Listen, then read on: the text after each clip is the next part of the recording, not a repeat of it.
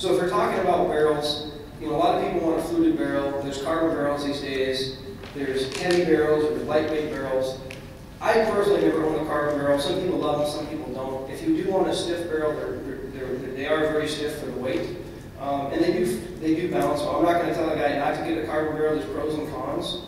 All my guns are steel. I have one fluted barrel. I mean, in theory, a fluted barrel won't be quite as accurate as a solid barrel, but it's not going to make huge accurate differences in a hunting rifle. But with barrels, there's two kinds of barrels. There's cut barrels. Well, there's many kinds. There's forged, cut barrels, buttonhole barrels. Typically, one of my friends who's a gunsmith says if he wants the gun, if a client wants a gun fluted, he prefers to do it with a cut barrel. Because when you cut a barrel versus a buttonhole, it's under less tension. And so when you actually trim that metal off the outside of the barrel, it's less likely to change the consistencies of the metal properties. So if you have one that's hammer forged or buttonhole, it's going to be more of a hardened barrel. So when you flute that barrel, it's not pre-fluted at the factory. He told me he feels that they don't shoot as well. Again, you're talking about a bench rest guy, and for hunting shots, it won't make a big difference. But again, if you want fluted, it's probably ideal to buy one that's already pre-fluted instead of taking one and then fluting it after, if you want maximum accuracy. I don't like ultra pencil thin barrels. For me personally, I think a good all-around barrel is a number 3 contour. Number 2 would be quite light. Number 4 would be quite heavy. So most of my round guns are either 3, and I have one that's a 4. The 4 shoots a little bit better if you have to shoot multiple shots for your gun, but shooting really rapidly with a high caliber type rifle magnum, it causes premature barrel wear because of the heat buildup. So a bigger barrel will typically last a little bit longer than a thin barrel because it dissipates the heat better. So when you're at the range and you're shooting your gun, just don't keep pounding the rounds through it. Take several guns and shoot and let them cool down before you shoot out a really expensive $3,000 or $4,000 gun. And the different rate of twist. Also, if you're shooting a long bullet, like a high BC bullet, like the Burgers, some long copper bullets, you need a faster rate of twist. So for, like, say, example, the 6.5, if you shoot a 140 grain bullet, you need a 1 in 8, maybe 1 in 8.5. A 1 in 9 may or may not stabilize it. A 1 in 9 would be better for like a 120 or 130 grain bullet. So just make sure your gunsmith knows if you're having one built, what kind of a bullet you're going to be shooting at. And one of the things that's really interesting, and again, this is a little bit off topic, we're talking about the rate of twist. Typically, less twist and shorter bullets are more accurate for bench rest shooters. If you look at the guys that win the 100-yard, 200-yard bench rest shooting competitions, they're not shooting really fast bullets with high ballistic coefficients and fast rates of twist. We shoot those as 100 because it gives us more forgiveness down range at 500 yards. So a higher ballistic coefficient bullet will drop at speed less, retain more energy. But in theory, it's not as accurate. But you also have wind and you have human air come into effect, which is going to be more important to have a higher BC, faster bullet than a slow bullet that's going to be more accurate. Because once you get that human air into it in environmental conditions, having a quarter-inch gun is really not that critical at 500 yards. That's why I said a quarter-inch gun, while it's ideal, will not usually make you hit the animal or not. The guy behind the gun and knowing how to correct for the factors, the elevation, the wind, the angle, is much more important than a quarter-inch gun.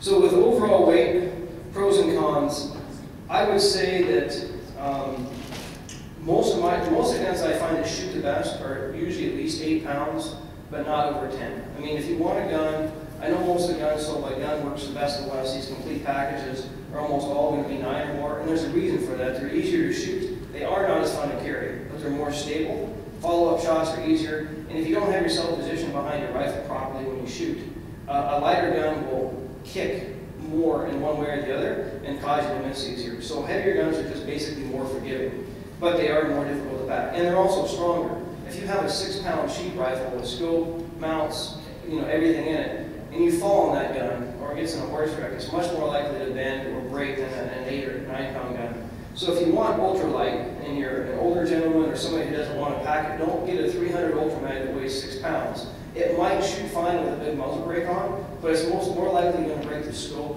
and have other issues. So if you want ultralight, go with a smaller caliber or a short action. If you want a heavier gun, you can go ahead and go with the 300 and 338s.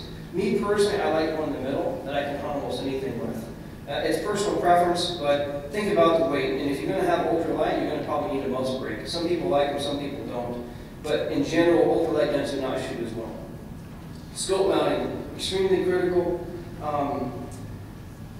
So there's lots of options with scope mounts. You got The standard, say like the Leopold that everybody's seen over the years, which is a dovetail in the front, you got the windage in the back. That's very common. Not a bad scope mount, but for me, it's not what I would, if you're going to have a custom rifle, it's not as strong. Only the front mount actually holds the scope properly. The back one doesn't really take much recoil. It holds the scope back and forth, but it doesn't give you as much strength as, say, a double dovetail or like a tally or one of those mounts that actually locks into a groove. So me personally, I like a Picatinny rail system. It's what the sniper guys use.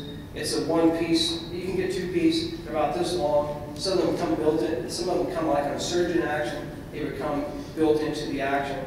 If you get a Borden or a Bancher, they usually machine a custom one and put it on.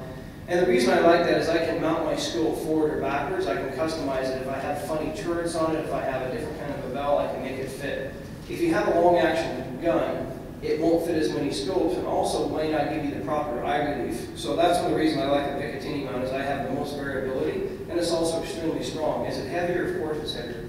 But if the scope mount fails, if I can't fit the gun properly to my face, then it's no good. So I personally like the Picatinny system. You don't see them on a lot of guns these days unless it's a sniper guy or a really serious shooter that really knows the advantage of it. The other advantage of a Picatinny system is I can take two scopes. I can take, let's say if I have a $3,000 Schmidt Med or a Swarovski, and I don't want to spend all that money on three, say I have three rifles I use on a regular basis. I can just take that scope off with all my guns in the Picatinny system, and it's aligned up properly every time. So I can just switch it from one gun to the next and re-zero it without having to. Every time you take the rings off, you have the risk of over-tightening the rings and crimping the scope, not having the scope perfectly mounted right, up, vertical, it might be canted. So it takes a lot more time to change the rings than it does just to switch the rings from base to base. So that's another reason I like it. But when I travel also, and I'm going to maybe, especially if I'm the only hunter in the camp, or I don't know any other hunters, I like to take an extra scope. Very rarely is your rifle going to break. It can, but very rarely. The scope is easy to break. Twice in the travels I've done overseas, we've had scopes damaged in transit where they were unfunctional when they got there. And the one time the hunter had an extra scope, the other time we had to jury rig the scope up, and it cost us a Marco Polo. So I recommend an extra scope if you can afford the weight, and especially if there's not going to be an extra gun in camp. I even backpacked once for 12 days with an extra scope because I had one hunt that the scope fell off my carrying system and it landed on its bell. And thank God the scope didn't break totally, but it cracked the glass. It didn't rain. If it would have rained on me, it would have fogged up the scope.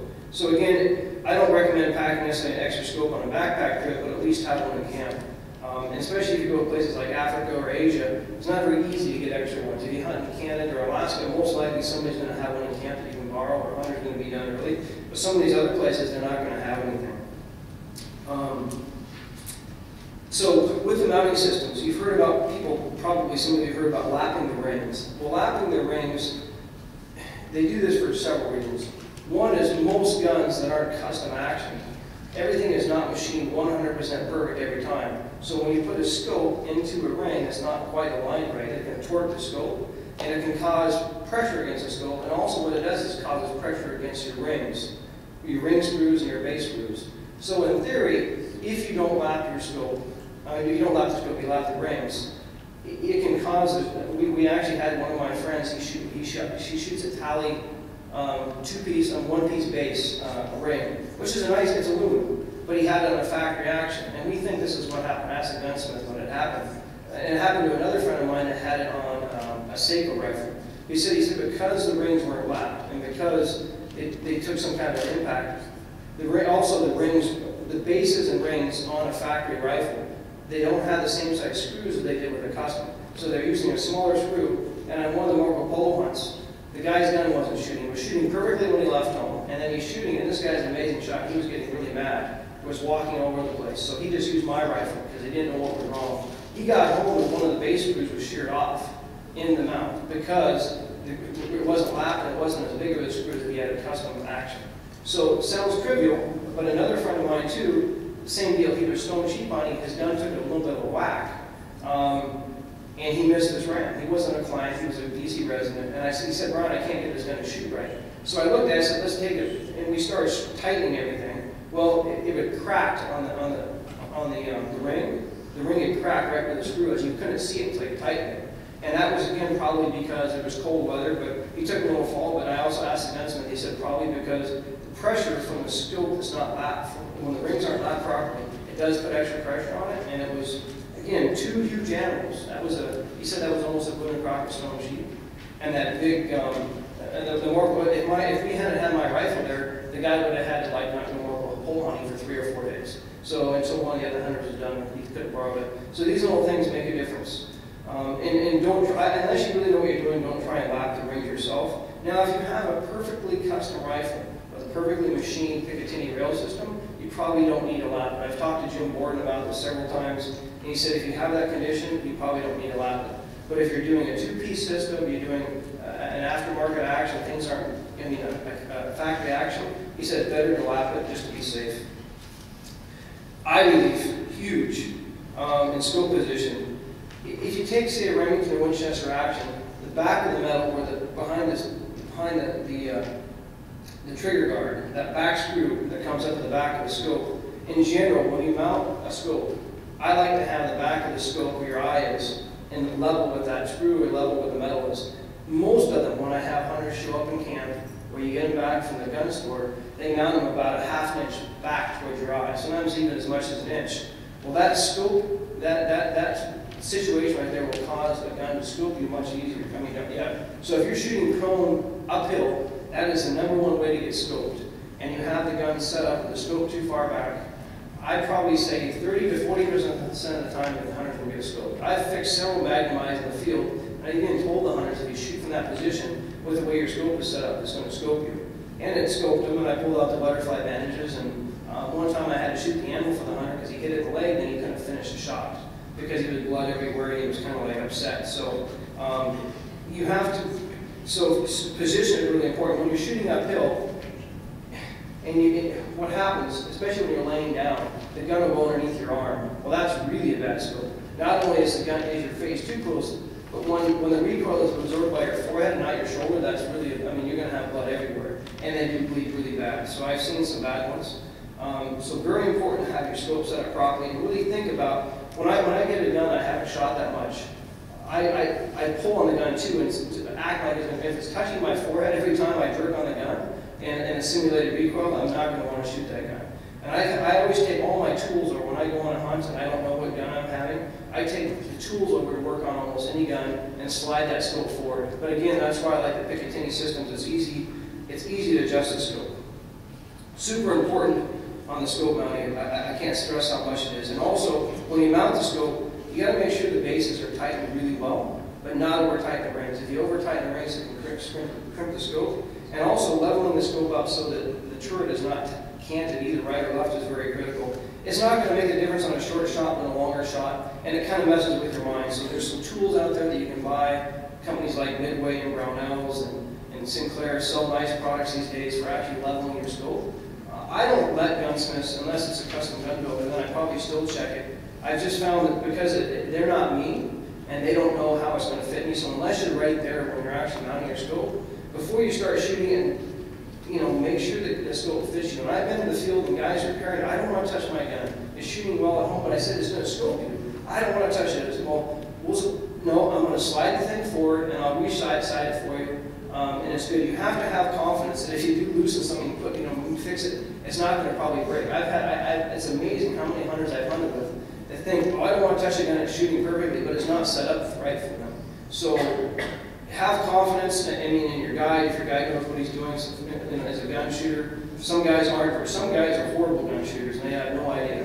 So when you go on these hunts, take responsibility for your own. Make sure you go with everything set up properly, and make sure if you borrow a rifle that you know how to use it.